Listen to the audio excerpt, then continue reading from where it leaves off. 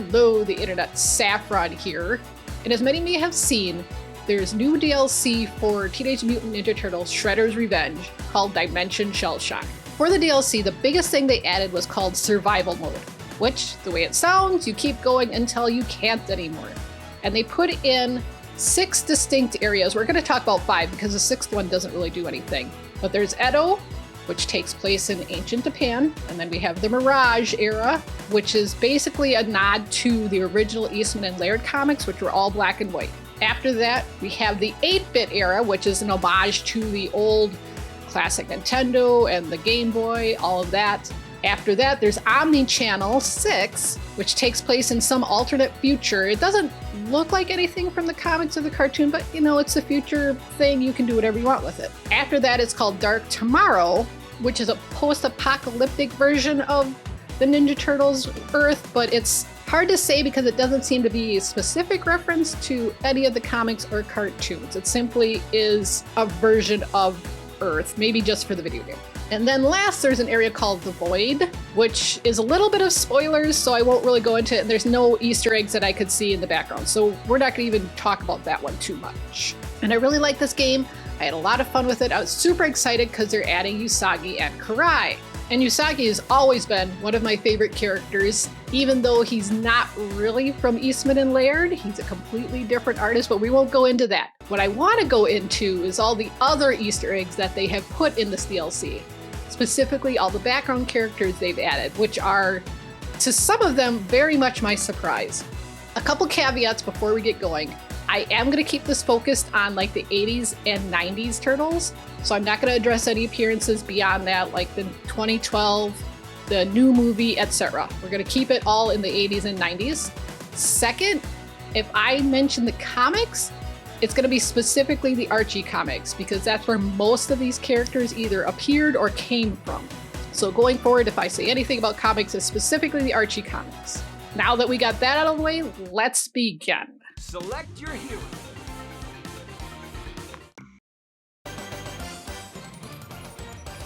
And the first area we're going to visit is the Edo period. And we're going to talk about Hamato Koji, who is supposedly Hamato Yoshi, aka Splinter's ancestor. And as far as I know, he was in one episode of the cartoon, and the Turtles and Shredder all had to go back in time, and there was shenanigans, and there was a dragon, and there was all this other stuff, and then of course they saved the day. But that's really all we have for Hamato Koji. Next we're going to talk about Ninjara, and she is specifically from the comic book. She was introduced back in issue number 28, and Ninjara comes from a clan of fox people that live on a secret island by Japan, and she was banished when she decided she wanted to see the outside world. Then she ended up working for Shin Khan, and she became friends with the Turtles, specifically Raphael, and she traveled with him, I want to say all the way until issue 72, where I think they finally parted ways and they ended her story before the end of the comics run. And that's basically all of Ninjara's history.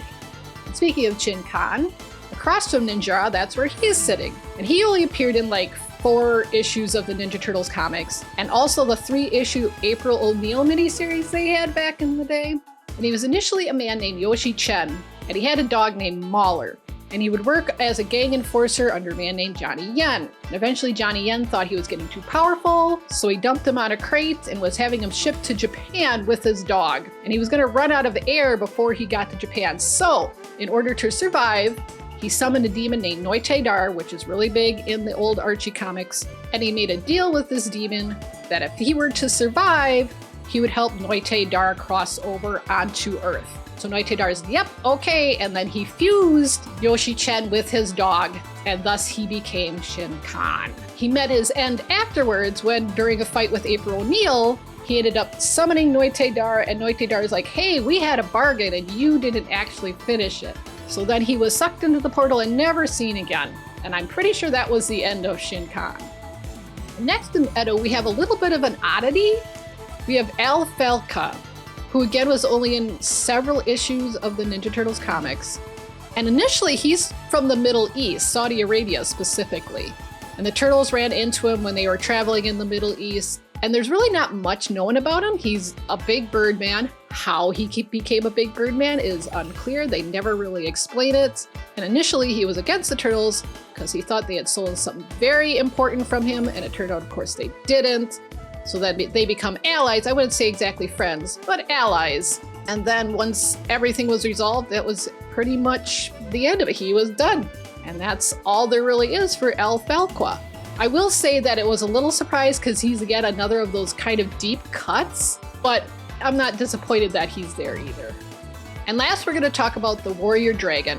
And the comic book story goes that a man named Chu Sai, which is a firefighter working in Chinatown, went into this building called the Warrior Dragon to save a baby, and he didn't quite make it. So the shop's owner cast like a magic spell or a potion, according to the comic, into the remains, and Chu Sai came back again as the Warrior Dragon. And then he showed up in several issues of the comics because Noi Tay Dar was trying to usurp the Warrior Dragon's power. And then he was dating April O'Neil, so he was in the April O'Neil miniseries. And after that, he just kind of faded to the side. Don't really know what happened. I don't think he was in another issue after those first few. And as you can see, there's a little bit of a discrepancy with the version of Warrior Dragon on the game and in the comics. Because as you can see, the comic book, he's yellow, but there was a toy called Hothead, which looks very much like the dragon. Now I can see why they might have done that. I think it's a more appealing design choice, but it's just something that I wanted to point out. Otherwise, that's all there is about the Warrior Dragon. Now we're gonna move on to the Mirage area. And there's only about 2 different screens that have Easter eggs as opposed to the last area that had like 5 different ones. And the first one we're going to talk about is with Half Court and Mondo Gecko.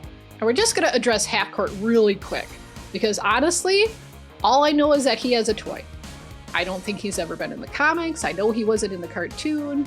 He was just a toy in that era where they made a whole bunch of different animals with like a Dalmatian and a kangaroo and a panda. And there was just a bunch of just random different mutants that really didn't make any other appearances. And he's not the only one in here that's just a toy, but we'll get to those eventually. And next to Half Court, we have Mondo Gecko. And I'm not going to say a whole lot about Mondo Gecko either. He's been across the media even today. He was in the latest movie, which again, I don't want to discuss too much. Back in the 80s, he was in the cartoon. He had a toy. He was in the comics and joined the Mutanimals. His origin story varies a little. In the cartoon, he was actually a lizard that was mutated. In the comics, he was actually a human teenager that was mutated.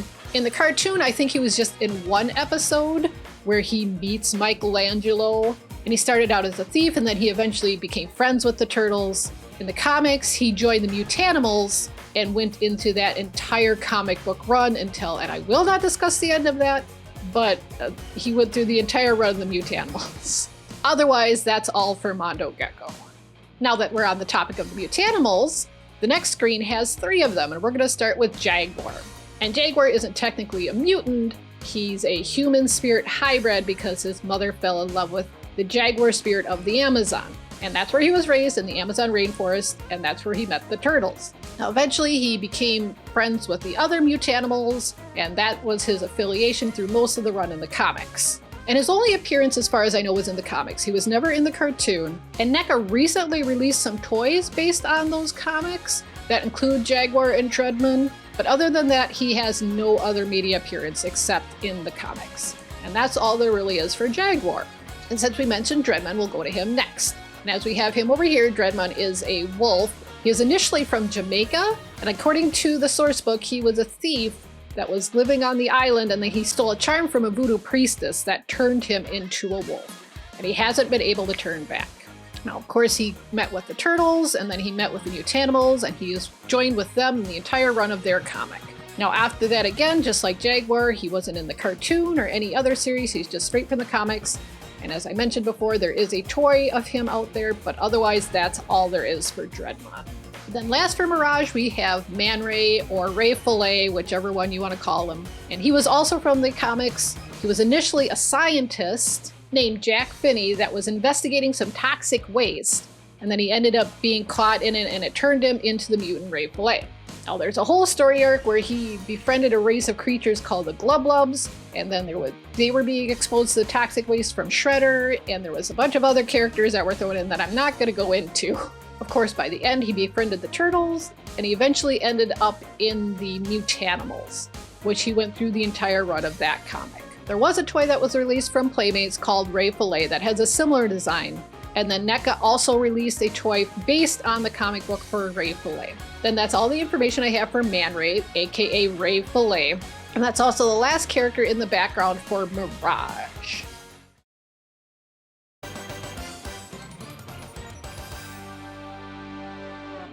Moving on to the 8-bit era, we're going to start with Pizza Face in the background. And he's another one that he was just a toy. He wasn't in the cartoon, he wasn't in the comics, he was just a toy, and that was it.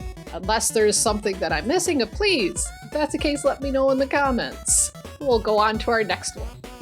And here in the background we have Screw Loose.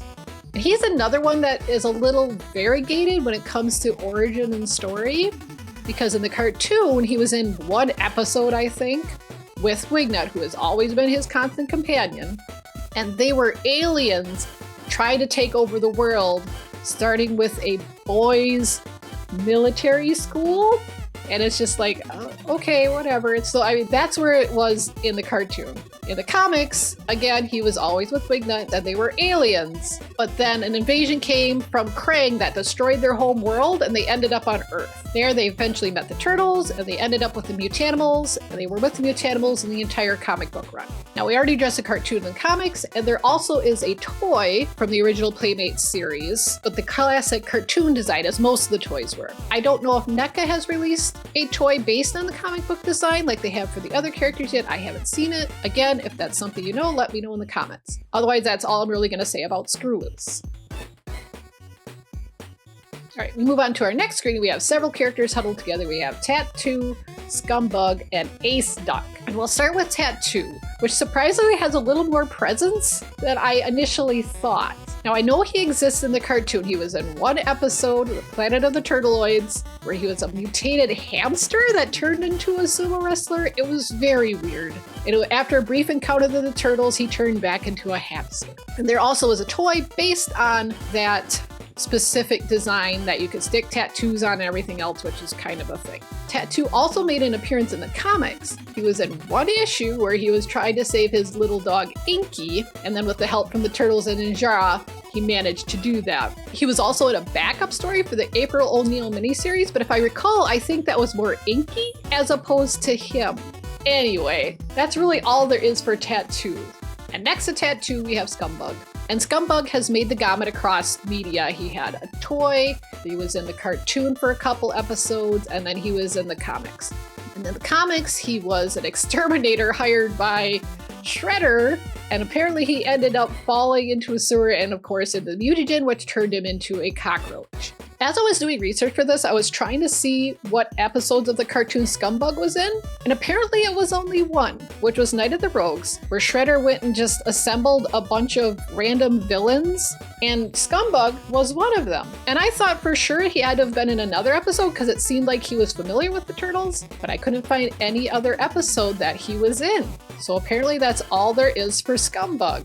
Last for this screen we have Ace Duck, and Ace Duck is sporting his toy version, and he really only appeared as a cameo in the cartoon because the Ninja Turtles were watching TV and there he was. Whatever they were watching, that had Ace Duck on it. Now his comic book is very different, where he's actually an alien duck and a wrestler. So there's a whole story arc where the Turtles get kidnapped along with some other mutants, and they end up on a planet that has a big wrestling arena where aliens come to gamble and watch their matches and all this other stuff. Like his sparse appearance in the cartoon, he only appeared in 3 issues of the comics, and after that, he just wasn't around. So that's all there is for Ace Duck. To finish up the 8-bit era, and I've been kind of excited to talk about these 3, we have the Uncanny Trio. Now there have been some deep cuts in all of these backgrounds. This is probably the deepest. They were in 1 issue of the comic. They had no other media appearance. They weren't in the cartoon. They don't have a toy. Nothing. And they were 3 regular farm animals that somehow got exposed to toxins and turned them into mutants. And then they decided that they were going to get revenge on people by turning them into zombies. I mean, that is really all there is to them. They were defeated by the turtles. That was it. They were done.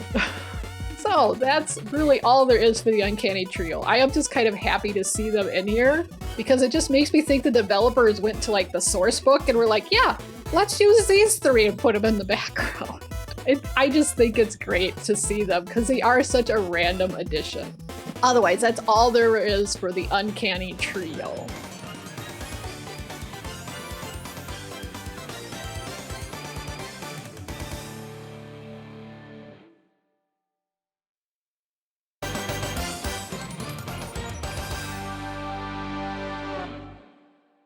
Now we're moving on to Omni Channel 6. And we're going to start with Cuddly the Cowlick. And again, he is specifically from the comics. There's no toy, there's no cartoon. And remember before when I mentioned about the whole alien planet wrestling thing? He's how they got there. He's a living bioship, which is just a cow head. He can travel between dimensions and space, and he's often used by the turtles and the mutanimals to do just that. Really, that's all there is for Cuddly, is that he's a big spaceship. Now we're going to move on to Kerba, who is riding his gold turtle robot. He showed up in 3, 4 if you want to count the fact that they split Planet of the Turtleoids into 2 episodes in later airings. But he was a little alien that came from a planet of peaceful turtles. And the turtles end up traveling to his planet, where they find it being ravaged by this giant monster that's trying to steal the gold that they use to build everything. And in the end, the turtles, of course, defeat it, and they go back home. The Planet of the Turtleoids is also where they introduced 2 of my favorite characters, Ground Chuck and Dirtbag, who did appear in a later episode when they returned to the Planet of the Turtleoids and tried to steal all their gold. And this is where the gold robot Kerba is riding on comes in, because he had built them in an attempt to defend the planet, but since they were made out of gold, they broke too easily, and initially they didn't even attack properly because they were peaceful turtle people, they didn't know how to fight. So Kerba had gone to get help from the turtles, and afterwards Kerba himself learned how to defend himself. There was one other episode outside of those where Kerba came to Earth to get help from the turtles when a robot assassin was accidentally sent after him. Now, of course, they defeated him, sent him packing, and then that was really all we have for Kerba. And last, we're going to talk about probably another of my favorite characters, is the Armagon. I always thought he just had a cool design.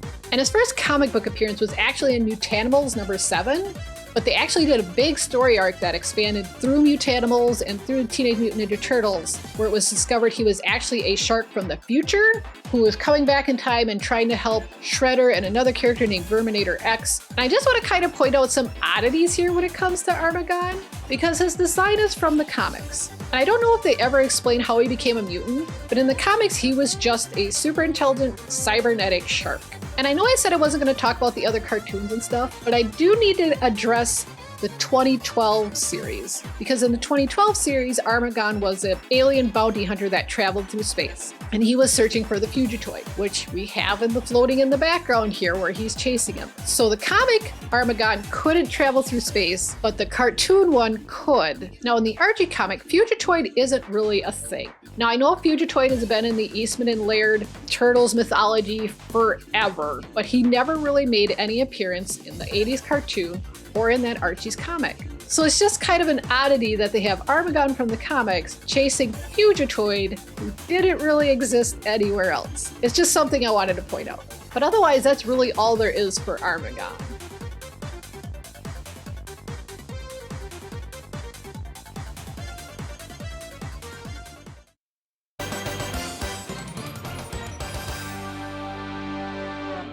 And last, we come to the Dark Tomorrow area. There's just one background that I found that had characters in it. We'll start with Mutagen Man. As far as I know, he was only in one episode of the cartoon, and he was a delivery man who happened to stumble across Shredder's at the time secret hideout, and he fell into a vat of ooze and it made him break apart into pieces. And then Bebop and Rocksteady kind of put him back together and he became this monstrosity in a jar. And it turned out that he could actually copy people. He was like a mimic. so you could transform into other people right down to even mimicking their voice. Now there was a toy released by Playmates, and I think NECA also released a toy more recently. Other than that, he wasn't in the comic and he didn't really have any other presence. On the other side of Mutagen Man, we have Anthrax, which I remembered being in the cartoon. He was in one episode. That was that Night of the Rogues episode that I mentioned earlier. Shredder did a brief introduction of him being Krang's executioner from Dimension X. Playmates did release a toy of him, and then NECA also released a toy later on, but that was his only appearance through the cartoons. He was never in the Archie comic. That's really all there is for Anthrax. The heroes trapped in between, we'll start off with Zack, the fifth turtle, and in the cartoon, that's exactly what he was. He tried to be a hero like the turtles, he idolized them and read way too many comic books. He was in a couple other episodes after that, including the one with Wingnut and Screwloose, which was Zack and the Alien Invaders. And he was also in the Night of the Rogues episode, which he popped up way more often than I thought. There wasn't a toy initially released of him, but of course, like NECA has been doing with all the others, there is currently a toy. He was never in the Archie comics, and I don't think he was ever in anything else besides that. I will do a brief note because next to him we have Irma. I won't go into too much detail about her because she was in a lot of the cartoon and she was April's friend and she was just always around Channel 6 and the Turtles. So I'm not going to say much more about her than that. On the other side we have Mona Lisa. From what I recall, she was in one episode of the cartoon, Raphael Meets His Match. And in the episode she explains that she was a college physics major and she got kidnapped by a pirate. He was trying to convince her to help him take over the world. And so to stop him, she was going to destroy his ship. But then like the nuclear reactor exploded and she got turned into a mutant from the backwash. I won't go into all the details, but this pirate shows up again, and Mona Lisa ends up teaming up with Raphael, and they defeat him. She doesn't show up in any other episodes after that. She was never in the comics, and there was a toy that was released, but good luck finding it. It was super rare, and even resales are a little pricey. And lastly, we have Carter. Carter was introduced in season 9 during some of the Red Sky episodes where they turned to like a darker shift in tone. And he was a ninja looking for Hamato Yoshi. He wanted Hamato Yoshi to be his teacher. So that's how he came across the Turtles and Splinter. He was in a bunch of other episodes after that, and it turned out he had like an ability to transform into like this big mutant. And he kind of was around the Turtles through much of the last 2 seasons. There wasn't a toy, and he never appeared in the comic book either. And that wraps up all the Easter eggs I found in the Teenage Mutant Ninja Turtles Shredder's Revenge Dimension Shellshock DLC. Anything I missed? Please let me know in the comments. Otherwise, thank you so much for watching. I hope you enjoyed it, and I will see you all later.